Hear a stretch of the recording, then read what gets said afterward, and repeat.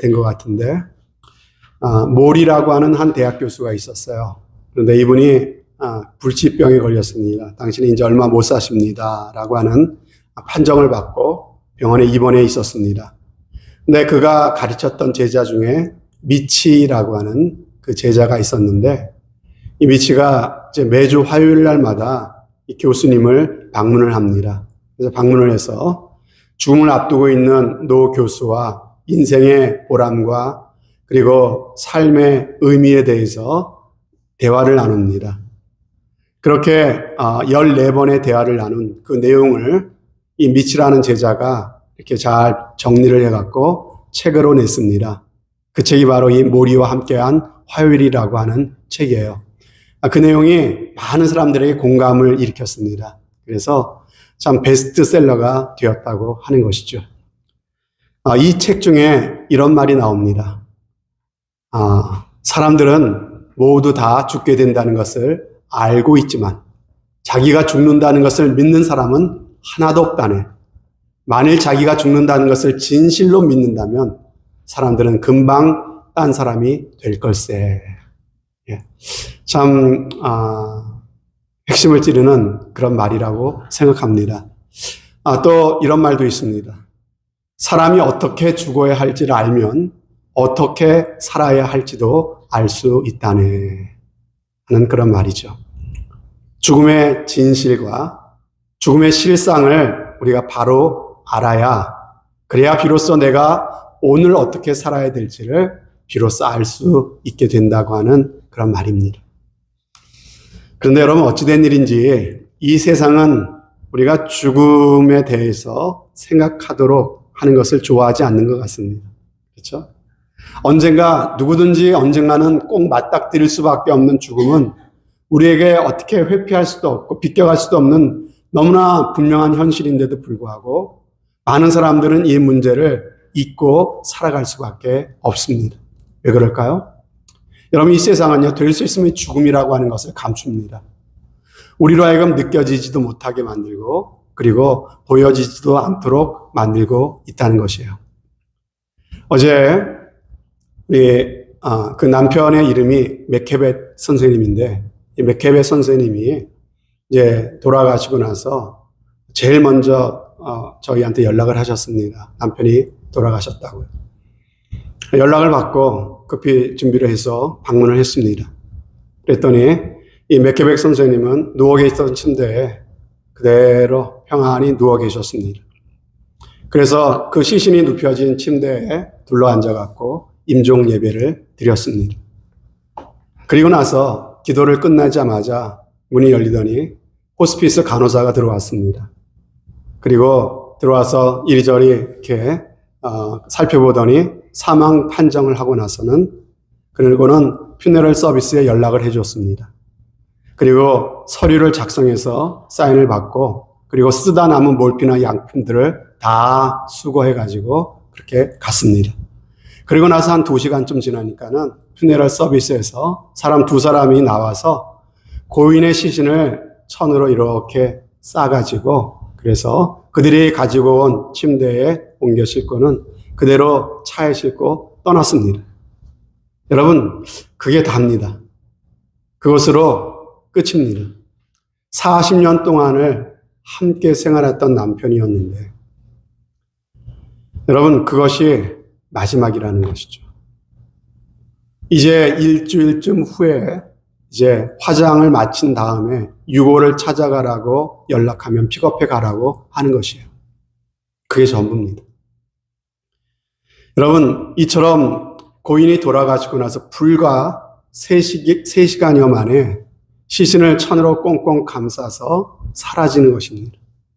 이처럼 세상은 죽음을 너무나도 빠르고 신속하게 감추고 숨깁니다. 여러분, 물론 매장을 하는 경우는 좀 다르죠. 그러죠? 미국 문화에서는 시신을 예쁘게 화장을 해갖고 이렇게 장례식 때 이렇게 눕혀놓습니다, 앞에다가. 그리고 장례식이 마치면은 사람들이 뷰잉을 하죠. 그리고 그것으로 관을 덮는 것으로 마지막입니다. 그래서 이제 매장지로 가서 그 관을 매장을 하고 흙으로 덮습니다. 그릇 없는데 이렇게 덮고 나서 잔디를 예쁘게 깔고 공원으로 조성해 놓습니다. 누가 보아도 흉측한 무덤으로 보이지 않게끔 누구나 소풍 나와서 놀다 갈 만한 공원처럼 그 장소를 꾸며놓는다고 하는 것입니다. 그래서 우리는 묘지라고 하는 말을 요즘은 사용하지 않더라고요. 뭐라 그럽니까? 한국에서는 추모공원이다 말하고 미국에서도 메모리얼 파크라고 이렇게 이름을 하고 있지 않습니까? 여러분, 세상은 이처럼 가능한 죽음이 보여지지 않도록 합니다. 느껴지지 않도록 감춥니다. 그리고 이러한 세상의 노력은 대부분 어떻게 돼요? 성공하는 것 같아요. 그래서 사람들은 살면서 어떻게 됩니까?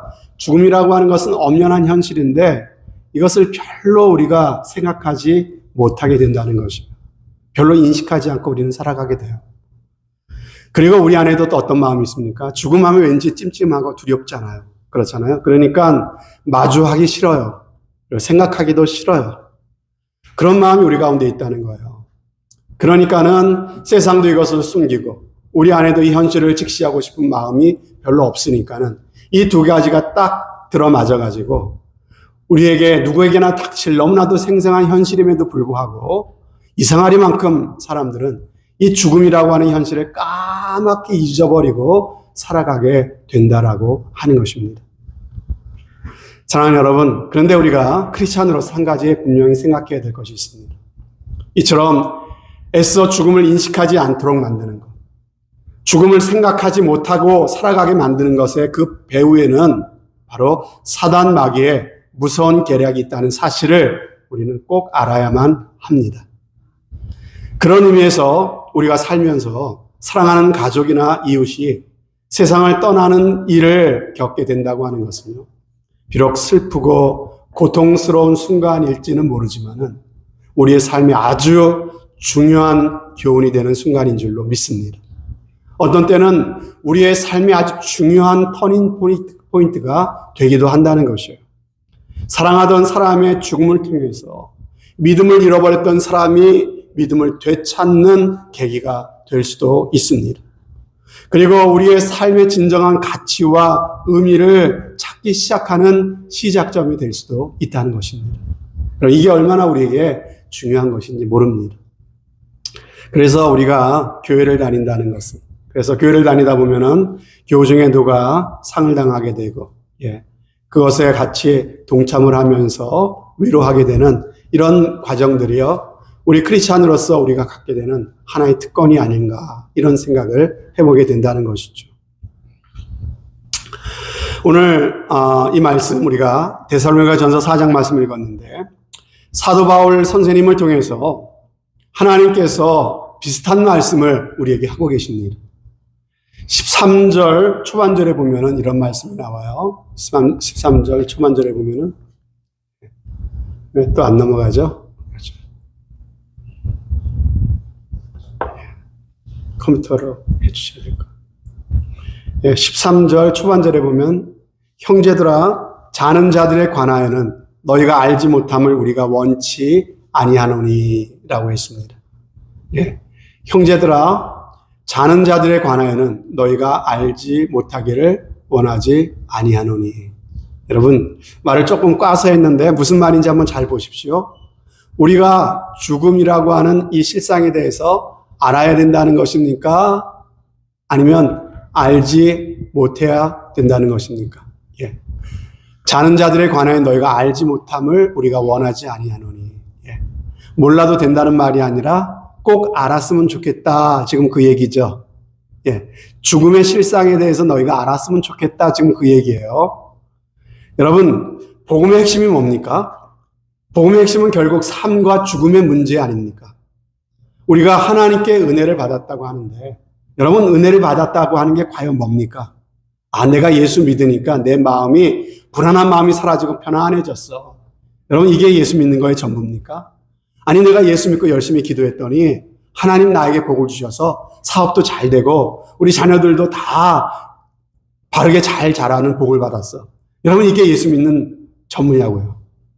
여러분 물론 우리도 그런 복을 받기를 원하지만은 예수님을 통해서 우리에게 주시는 복의 핵심은 아니라고 하는 것이에요.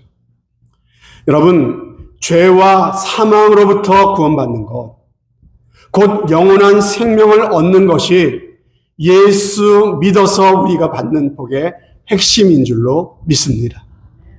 여러분, 오직 이 세상에서만 복을 받기 위해서만 예수님을 믿지 마시기를 바라요. 저와 여러분들에게 진정한 복은요, 바로 죄 때문에 우리에게 다가온 사망, 영원한 저주와 심판의 문제를 예수 그리스도를 통해서 우리에게 해결해 주시고 우리에게 영원한 생명을 주셨다는 것. 이것이 바로 우리가 예수 믿고 받는 그 은혜의 핵심이라고 하는 거예요. 여기에 우리 그리스도인의 진정한 능력이 있고 소망이 있고 위로가 있다고 하는 것이에요. 오늘 바울은요, 죽음의 문제를 바로 직시하라고 하시면서 이는 너희로 뭐라고 했습니까? 소망 없는 다른 이와 같이 슬퍼하지 않게 하려 함이라 그렇게 말씀하고 있어요. 여러분, 죽음의 문제를 바로 알면은 소망이 없는 사람처럼 되지 않는다라고 하는 말이죠. 여러분, 사랑하는 사람이 죽었을 때 어떤 사람들을 보면요, 정말 소망이 없는 슬픔 가운데 빠지는 사람들이 있어요. 그래서 어떤 장례식에 가보면요, 정말 아무런 기약도 없는, 소망이 없는, 정말 슬픔과 절망만 가득한 그런 장례식이 있습니다. 그런데 여러분, 중요한 것은 그리스도인들의 슬픔은 불신자들의 슬픔과 다르다고 하는 것입니다. 다시 만날 기약과 약속이 있는 슬픔이에요. 성령의 위로가 감싸주는 슬픔입니다. 저도 13년 전에 가장 사랑하는 어머니를 먼저 떠나보냈습니다. 건강하셨던 분이 어느 날 갑자기 뇌출혈이 오셔서 의식을 잃고 쓰러지셨어요. 그리고 의식을 회복하지 못하시고 그대로 돌아가셨습니다. 너무 힘들고 너무 황망하고 너무 슬펐습니다. 하지만 그 슬픔을 이기는 소망이 내 안에 있더라고요. 그 소망으로 말미암아 정말 감당할 수 없는 슬픔을 극복할 수가 있었습니다. 여러분, 그 소망의 근거가 어디에서 왔을까요? 감사하게도 제 안에는 이 죽음에 대한 실상에 대해서 가르쳐 주시는 성경의 진리를 믿는 믿음이 제 안에 있었던 것입니다. 저는 이 말씀을 알았고 이 말씀을 믿었어요. 그래서 이 소망의 말씀이 그 슬픔을 이기게 해주더라라고 하는 것입니다. 그럼 죽음의 실상에 대해서 성경은 뭐라고 말씀하고 있습니까? 오늘 본문 13절 말씀에 다시 보니까는 자는 자들에 관하여는 이렇게 말씀하고 있죠. 자는 자라고 말하고 있어요. 그렇죠? 자, 넘어가서 14절에 보면은 예수 안에서 자는 자들도 이렇게 말씀하고 있어요. 자, 15절에 보면은 또 자는 자라고 하는 말이 나와요. 여기서 자는 자들 누구를 말하는 것입니까? 누구죠? 죽은 자들을 자는 자들이라고 말하고 있어요. 그러니까 성경은 죽음을 뭐라고 말씀하고 있는 거예요? 특별히 예수 믿는 사람, 그리스도 안에서의 죽음을 뭐라고 말씀하고 있어요? 자는 것이다 이렇게 말씀하고 있는 거예요.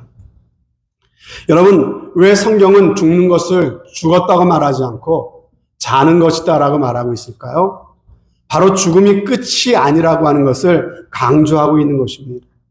자는 사람이 잠이 끝나면은 깨어나는 것처럼 죽음 이후에 다시 살아나는 새로운 세계가 있다는 사실을 말씀하고 있는 것이에요. 여러분, 하지만 세상 사람들은요, 죽음에 대해 생각이 다릅니다. 아니, 죽으면 끝이지. 아니, 죽은 다음에 뭐가 있어? 세상 그렇게 얘기해요.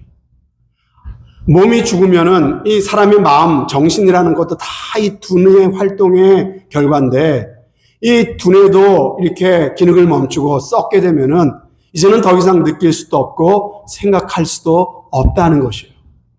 그러니까 죽음 뒤에는 아무것도 없다는 것이죠. 영혼도 없고 내세도 없다는 것이에요. 그래서 이런 사람들에게는 죽음이란 뭡니까?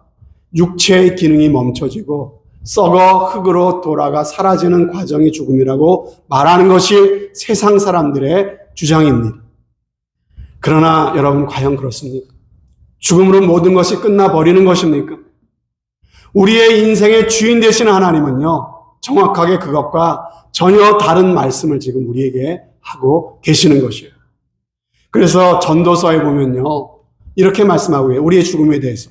흙은 여전히 땅으로 돌아가고 영은 그것을 주신 하나님께로 돌아가는 것이라고 이렇게 말씀하고 있어요. 여러분, 죽음을 어떻게 정의하고 있어요? 흙은 땅으로 돌아가고 영은 하나님께로 돌아가는 것이 죽음이래요. 여기서 흙이 땅으로 돌아간다 그랬는데 흙이 뭡니까? 흙은 우리 인간이에요. 하나님께서 아담에게 말씀하셨어요. 너는 흙이니 흙으로 돌아갈지니라. 아담에게 너는 흙이라 그랬어요. 흙에서 왔기 때문에 흙이라고 말씀하셨어요. 그래서 우리가 흙으로 지은 우리 인생을 말씀하는 거예요. 흙으로 지어진 우리의 육신은 어디로 돌아가는 것이다? 땅으로 돌아가 썩어지는 것이다. 그것이 죽음이래. 그리고 영혼은 또 어디로 돌아간답니까? 그 영혼을 주신 하나님께로 돌아가는 것, 그것이 죽음이라고 말씀하고 있는 거예요. 그래서 죽었다는 말을 우리 말 중에 돌아가셨다 이렇게 말하죠. 돌아가셨다. 여러분, 돌아갔다라고 말하는데 어디로 돌아갔단 말입니까? 육신은 흙에서 왔으니까 흙으로 돌아갔다는 말이고요. 우리의 영혼은 하나님께로부터 왔으니까는 하나님께로 돌아가는 것입니다. 그것이 바로 죽음이라고 하는 것이죠. 여러분, 그러니까 죽으면 다 끝나버린 것이라 얘기하는 사람들은요, 죽음의 양면 중에서 한쪽 면만 아는 거예요. 육신이 흙으로 돌아가는 것만 알지 영혼이 하나님께로 돌아간다는 이 사실을 전혀 모르고 그들은 그렇게 이야기하고 있는 거예요. 그렇습니다. 죽음은 그냥 육체의 기능이 멈춰지고 소멸되어 없어져 버리는 과정이 아니다라고 하는 것이에요. 죽음으로 모든 것이 끝나버리는 것이 아니라는 것이에요. 그래서 오늘 성경은 죽음을 뭐라고 말씀하시고 계십니까? 자는 것이다 이렇게 말씀하고 있는 것이에요. 사랑하는 여러분, 죽는 것이 결코 끝이 아니라면은 어떤 결론에 도달하게 됩니까? 우리는 무슨 일이 있어도 자살, 스스로 목숨을 끊어서는 안 된다는 거예요. 사람이 왜 스스로 목숨을 끊습니까? 죽어버리면 모든 게 다 끝이야. 더 이상 아픔도 느끼지 못, 아무것도 느끼지 못해. 그냥 죽으면 끝나. 이러한 내 마음의 속삭임에 속아 넘어가는 거예요. 그래서 죽는 거예요. 이렇게 고통스러운, 이렇게 참으로 고민하고 어렵게 사느니 차라리 죽어버리자. 그러면 끝이니까. 이렇게 쏘가서 선택하는 것이 자살이에요. 그러나 죽는 것이 끝이 아니라는 사실을 알면 우리는 결코 스스로 생을 마감해서는 안 된다는 것이죠. 또 죽음이 끝이 아니라면 어차피 내일 죽을 것이니까 오늘 먹고 마시고 즐기자라는 그런 삶을 살아서도 안 되는 것입니다. 또 수단 방법 가리지 않고 내 이기심과 성공만 쫓는 삶을 살아서도 안 되는 것이에요. 왜? 우리는 이 땅에서의 삶을 하나님 앞에서 잘 살아내야만 하기 때문에 그렇습니다. 왜? 하나님께로 돌아가기 때문에. 우리의 삶을 잘 마감해야 될 이유가 여기 있는 거예요. 우리가 이 땅에서의 삶을 나그네 같은 삶이라고 말씀하셨어요. 그 이후에 영원한 세계, 죽음 이후에 또 다른 세계의 새로운 삶을 이 땅에서의 삶을 통해서 준비하게 된다고 말씀하고 계시기 때문에 우리는 함부로 살 수가 없는 것이죠.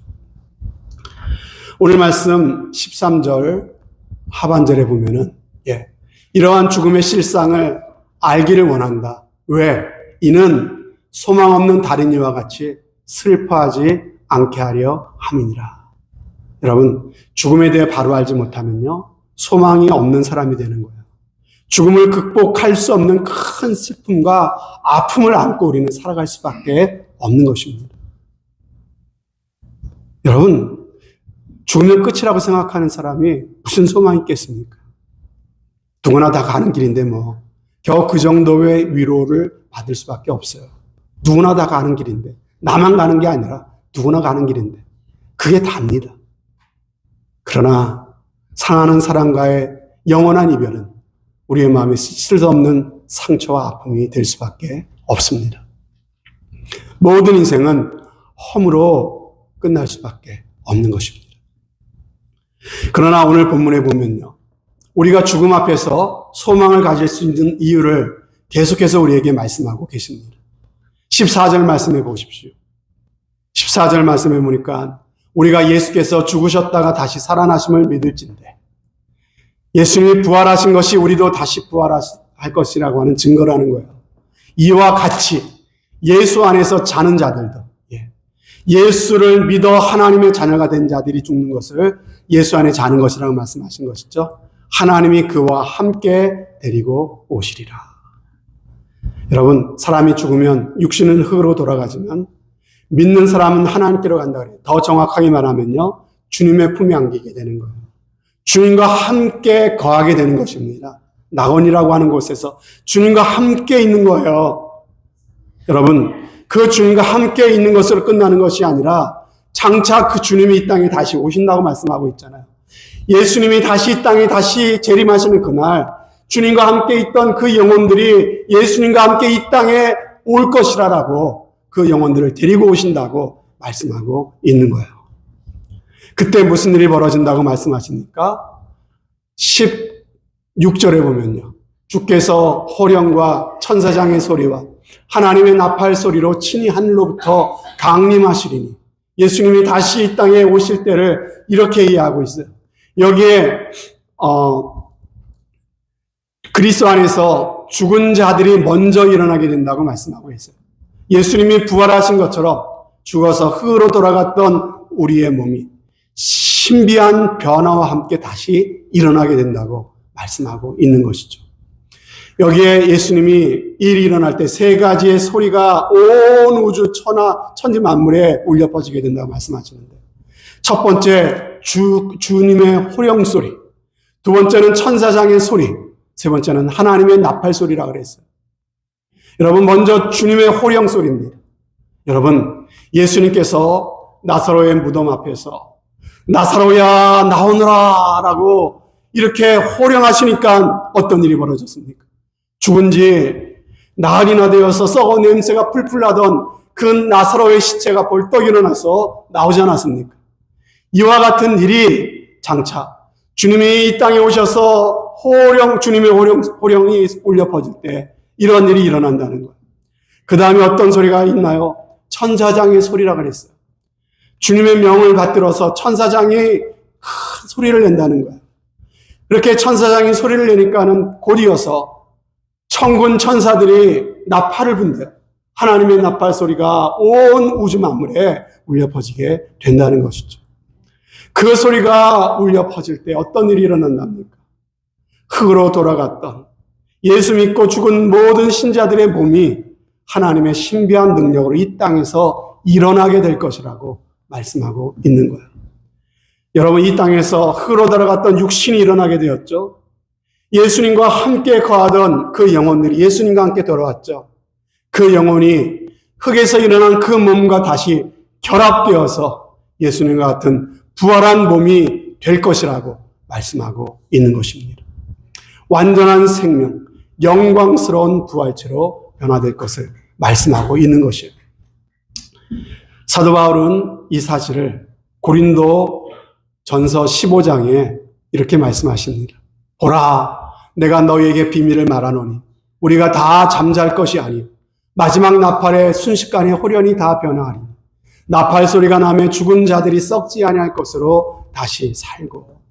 여러분, 주님의 호령 소리와 천사장의 소리와 그리고 하나님의 나팔 소리가 울려 퍼질 때 이 땅에 흙으로 돌아갔던 그 모든 성도들의 몸이 일어나게 된답니다. 그 시신이 땅에 묻혀 흙으로 돌아갔던지 사자의 밥이 되었던지 불에 타 산이나 강에 뿌려지게 되었던지 상관이 없어요. 하나님의 능력으로, 우리가 이해할 수 없는 하나님의 크신 능력으로 순식간에 그 몸이 땅에서 일어나게 된다는 것이에요. 그리고 주님과 함께 돌아온 그 영혼과 다시 결합이 되어서 가장 건강하고 가장 영광스러운 가장 아름다운 몸으로 변화되게 된다는 것입니다. 그때는요, 더 이상 병들지 않는 몸, 더 이상 늙지 않는 몸, 영원히 사는 몸이 될 것이라고 말씀하고 있는 것이에요.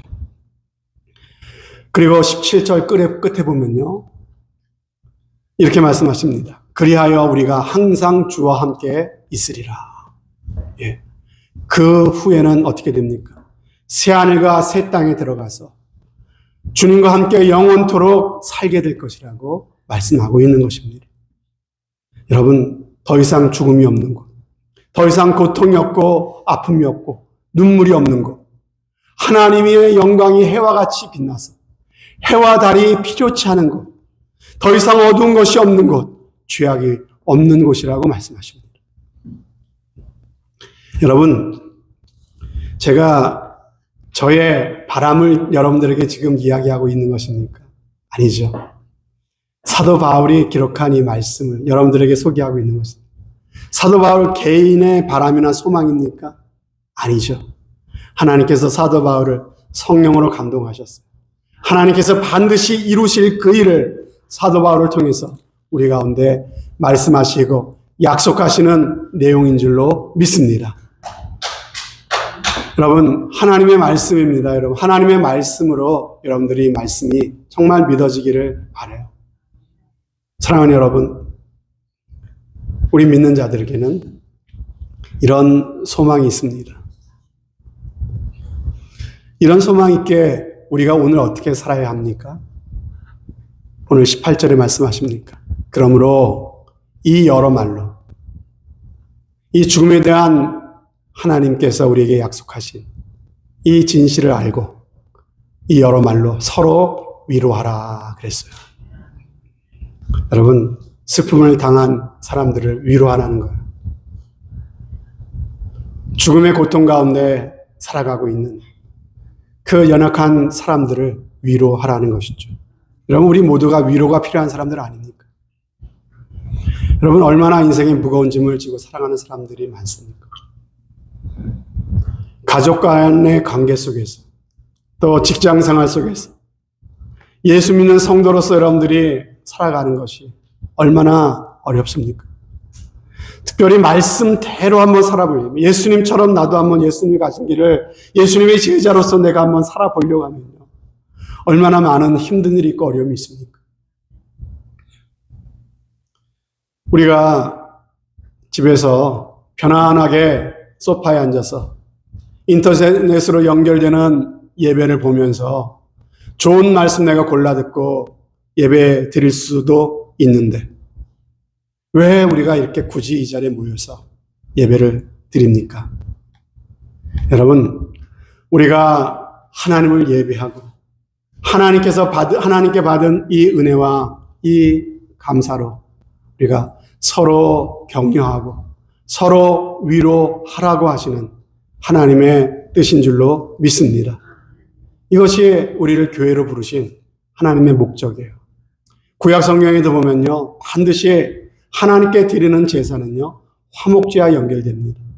화목제는 어떻게 마무리가 되냐면요, 그 제물을 아주 일부만 드리고 그리고 대부분을 다른 이웃들과 가족들과 함께 나눠 먹으라고 이렇게 말씀하고 있는 거예요.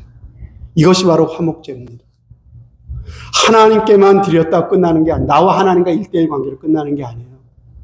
반드시 이것은 내 주변에 있는 사람들과의 나눔과 서로 격려하고 위로하는 것으로 이어져야 한다고 말씀하시는 것이 바로 화목제의 정신이다라고 하는 것입니다. 여러분, 이처럼 우리는 서로 위로해야 된다는 것이죠. 또한 죽음에 대해서, 천국에 대해서 모르는 사람들에게 이 사실을 전해야 됩니다.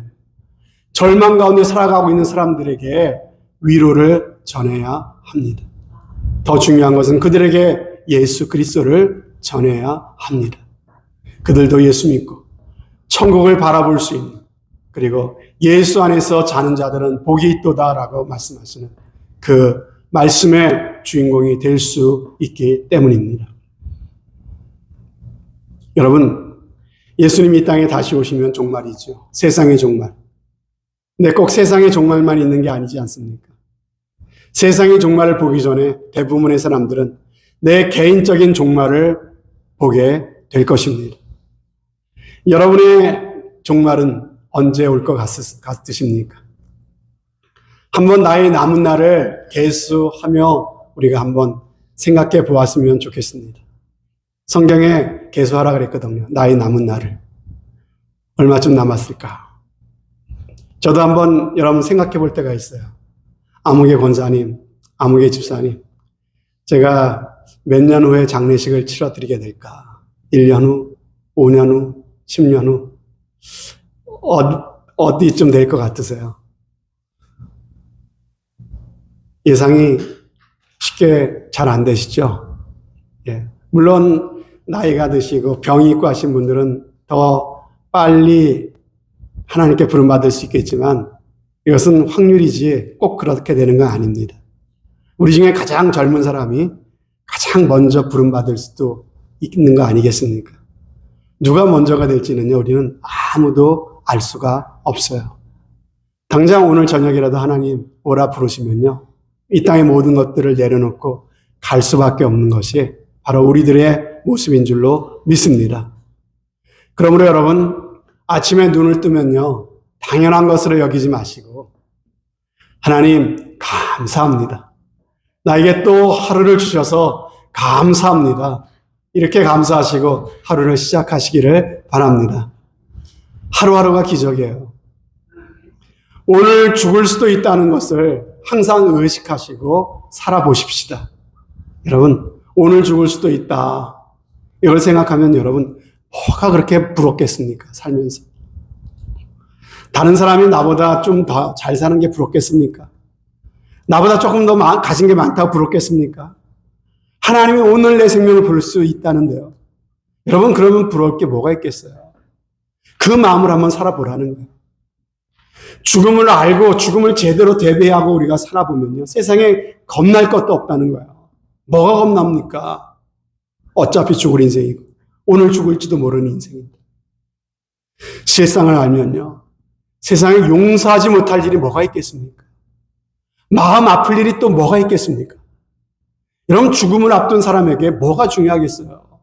내 마음에 조금 뭐라고 했다고 내 마음에 상처받아, 그게 뭐가 그렇게 중요하냐는 거죠. 상처받을 일도 없고 누굴 미워할 일도 없는 것입니다. 거기에 진정한 담대함이 생기는 것이에요. 죽음의 간에서 바로 알게 되면 이 세상에서 살아가는 삶의 방향이 달라집니다. 삶을 바라보는 관점도 달라집니다. 죽음을 바라보게 되면요, 어떻게든 가치 있게, 어떻게든 보람 있게, 하나님께서 주시는 삶을 어떻게든 행복하게 살아가야 되지 않겠습니까?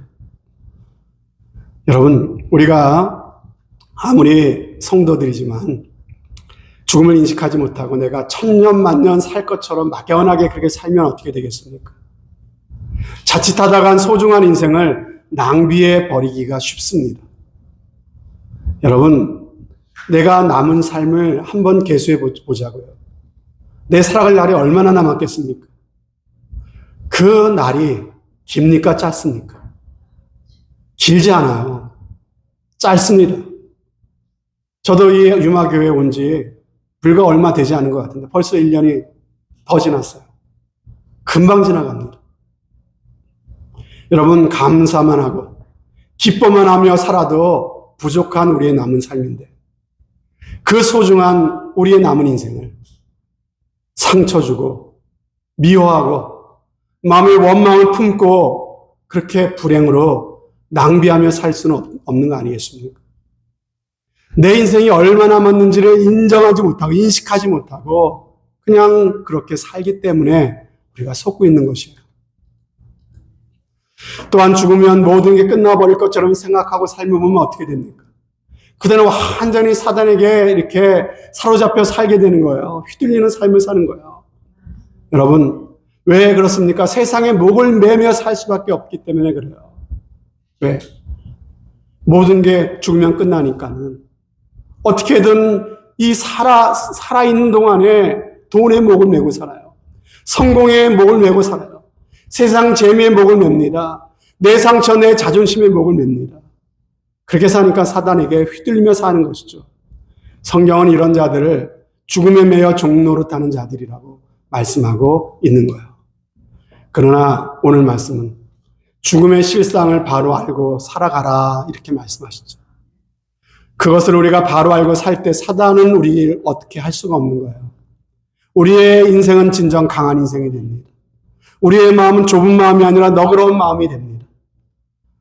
우리는 이 세상에서 남은 삶을 가장 의미 있고 보람 있는, 그 누구도 어떻게 할 수 없는 강하고 담대한 삶을 살아갈 수 있는 줄로 믿습니다. 그래서 주님께서 이렇게 말씀하셨죠. 죽으면 산다고 말씀하셨어요. 살고자 하면 죽을 것이지만 죽고자 하면 살리라고 하셨습니다. 이러한 은혜가 저와 여러분들 가운데 꼭 있으시기를 바랍니다. 여러분 중에 참 힘든 시간 보내고 계시는 분들 계시죠? 오늘 이 말씀이 정말 위로가 되었으면 좋겠습니다. 어떤 분들에게 위로가 될까요? 이 말씀을 아멘으로 받아들이고 믿는 분에게 이 말씀은 한없는 위로가 될 줄로 믿습니다. 이 땅에서의 삶은 속히 지나갑니다. 이 세상에서 우리가 오래 살아봐야 80년, 90년. 그런데 그 80년, 90년의 상관은 비교도 할 수 없는 영원한 삶이 우리를 기다리고 있습니다. 사랑하는 가족, 사랑하는 사람을 먼저 떠내보낸 사람들에게 이러한 소망이 꼭 있으시기를 바랍니다. 우리 모두 예수님 때문에 죽음의 문제를 해결받고 함께 천국을 바라보면서 우리의 남은 삶을 가장 행복하고 보람있게 가치 있게 살아낼 수 있는 믿음의 승리자들이 꼭 되시기를 주님의 이름으로 축원드립니다. 아멘. 하나님 아버지, 오늘 특별히 우리에게 죽음에 대한 실상을 알기를 원한다 말씀하시며